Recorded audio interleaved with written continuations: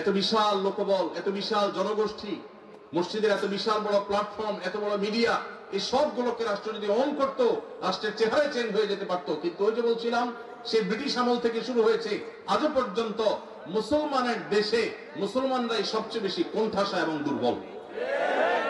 মুসলমানরাই সবচেয়ে বেশি বৈষম্যের শিকার, জুলুমের শিকার। ওলামা ইকরাম, মুসলমান প্রধান সমাজে যাদের মূল্য থাকার কথা, তাদের সমাজ রাষ্ট্র মূল্য দেয় না, এমনকি আমরা সমাজের মানুষও মূল্য দেই না। ঠিক না ঠিক? ইমাম সাহেবদের মূল্যায়ন কিভাবে করবেন?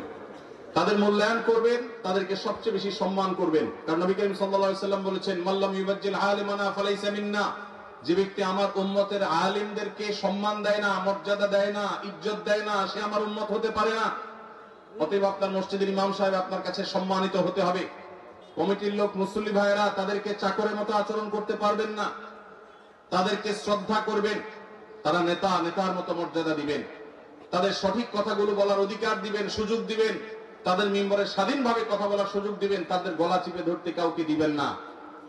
ইমাম সাহেবরা তাদের সম্মানজনক ভাবে চলার মতো বেতন দিবেন, সম্মানে দিবেন, থাকার ব্যবস্থা করবেন। কারণ তারা অন্য কোনো কাজে এঙ্গেজ হতে পারেন না, ইমামতি করতে গিয়ে তারা এখানে এঙ্গেজ থাকতে হয়। অতএব তাদের জীবনযাপন যেন সম্মানজনক ভাবে হয়। পৃথিবীর অন্য যে কোনো মুসলমান দেশে, পৃথিবীর অন্য যে কোনো মুসলমান প্রধান দেশে মসজিদের ইমাম সাহেবরা আমার ক্ষুদ্র জ্ঞান অনুযায়ী বাংলাদেশের ইমাম সাহেবদের চাইতে ভালো অবস্থানে আছে অর্থনৈতিক ভাবে। দুর্ভাগ্য আমাদের দেশে মানুষের, যে আমাদের দেশে মানুষের অনেক ভালো ভালো গুণ থাকলেও মসজিদে ইমাম খতিব সাহেবদের সম্মানী, তাদের বেতন ভাতা, এগুলোদের ব্যাপারে আমাদের বেশিরভাগ মসজিদ কমিটির লোকেরা কার্পণ্য করে।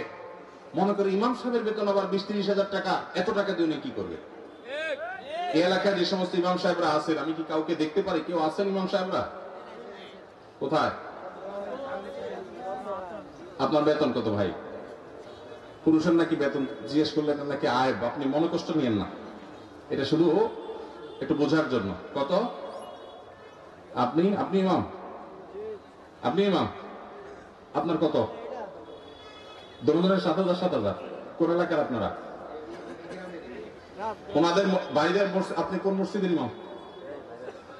বড় মসজিদ নাম কি? পশ্চিম পাড়া বড় মসজিদ। পশ্চিম পাড়া বড় মসজিদের কমিটির লোকজন কারা আছেন? কোন মসজিদ? পূর্বপাড়া। হ্যাঁ, পূর্বপাড়া মসজিদে মসজিদ কমিটির লোকেরা কেউ ভাই আছেন? হাত তোলেন, হাত তোলেন, হাত তোলেন, নাহলে আশপাশের লোকজন বাইর করে দিবে কিন্তু। হাত তোলেন। আছে পূর্বপাড়া কেউ আছে? আছে? থাক, আমরা ওনাকে দেখাতে চাই না। আছে? পশ্চিম পাড়া আছেন? আছেন। আর ইমাম সাহেব নাই? কই কই ভাই ইমাম সাহেব, আপনি কোন পাড়ার? একটু দাঁড়ান, কষ্ট করে একটু দাঁড়ান। কোন গ্রামের ইমাম আপনি?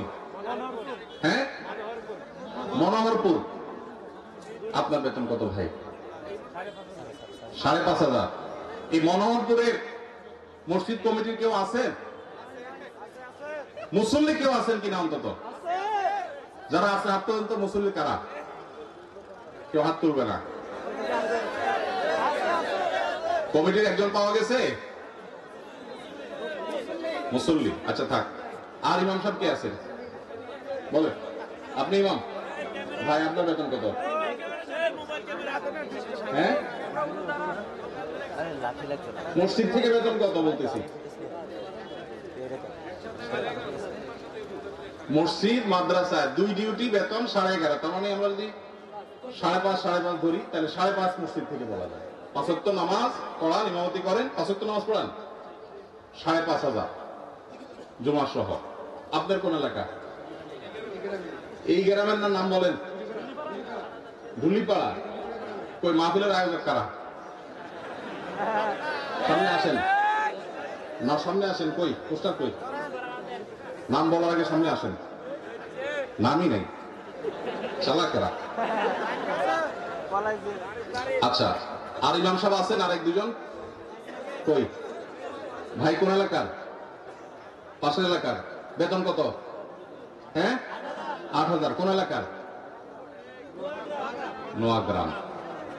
নোয়াগ্রামের ভাইরা নিশ্চয় আসেন। আমি আপনাদের স্মরণ দিতে চাই না, আপনাদের কারো হাতও তুলতে চাই না। ইমাম সাহেবদের জবানবন্দি নিলাম। ধন্যবাদ। আর কোন ইমাম সাহেব আছেন? মুরব্বী দাঁড়ান একটু, ইমাম সাহেব দাঁড়ান, কষ্ট করি। কোন এলাকার ভাই?